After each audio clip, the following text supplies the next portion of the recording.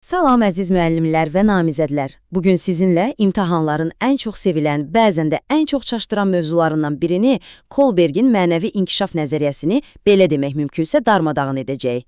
Bəli, düz eşitdiniz. Biz burada sadəcə quru nəzəriyyə əzbərləməyəcəyik. Bu xüsusi bələdçimizdə o qəliz testlərin, çətin situasiya suallarının altından necə asanlıqla qalxacağınızı öyrənəcəyik. Hazırsınızsa, dərhal başlayaq. Deməli, bugünkü planımız belədir. Qısaca nəzəriyyənin əsaslarına baxıb, məşhur Heinz dilemmasından keçəcəyik.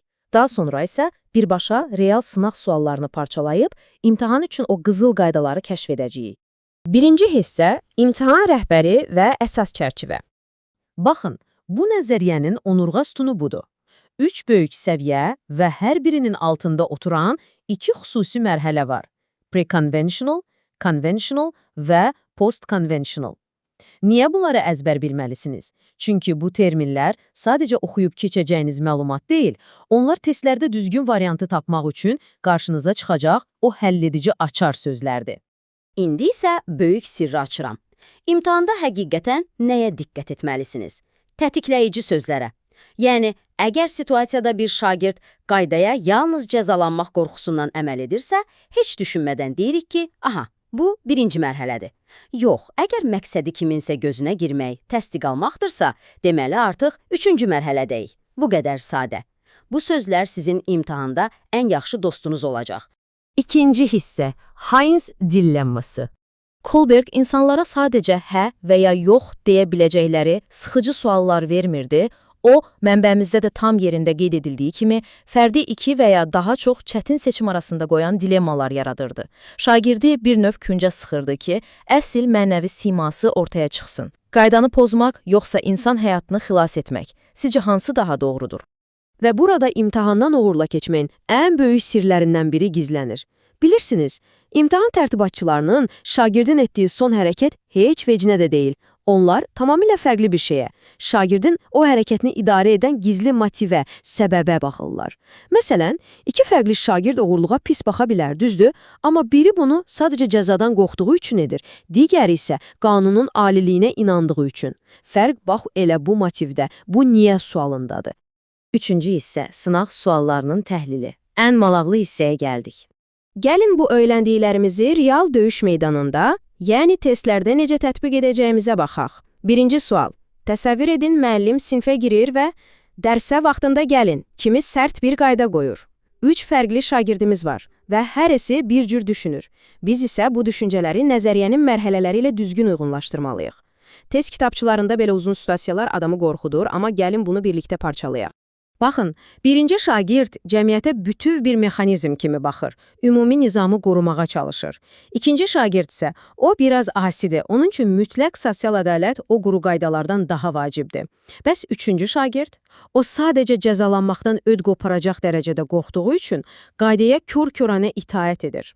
Fərqləri dərhal hiss etdiniz, elə deyilmi? Gəlin səsli düşünək. O üçüncü şagirdin qorxusu var ha. O birbaşa birinci mərhələyə, yəni itaət və cəzaya aiddir. Təkcə bu kiçik amma dəyərli ipucu bəs edir ki, digər səhv variantların dərhal üstündən xətt çəkək. Rəsmi cavab açarına da baxırıq ki, bəli, bu sürətli və dəqiq məntiq bizi tam olaraq A variantına aparır. Keçək 4-cü suala. Rəhim adlı bir şagirdimiz var və o qətiyyətlə deyir ki, mən icazəsiz məktəb həyətindən bir addım da kənara çıxmayacağam. Səbəbi də çox sadədir. Çıxanlar cəzalandırılır. Rəhim sizcə hansı mərhələdədir? Burada bizi yüngülcə çaşdırmaq istəyirlər. Məsələn, qəbul olunma kimi variantları dərhal göz ardı edə bilərik. Çünki Rəhim kiməsə ay nə yaxşı uşaqdır dedirtmək istəmir. Onun yeganə və ən böyük dərdi nədir? O, negativ nəticədən, yəni cəzadan canını qurtarmaq. Ona görə də tərəddüdsüz deyirik ki, əlbəttə, cavab Y variantıdır. İtaət və cəza. Bu, prekonvensional səviyyənin ən bariz, ən klassik nümunəsidir. Fikir verirsiniz, yenə də şagirdin etdiyinə yox, etmə səbəbinə fokuslandıq.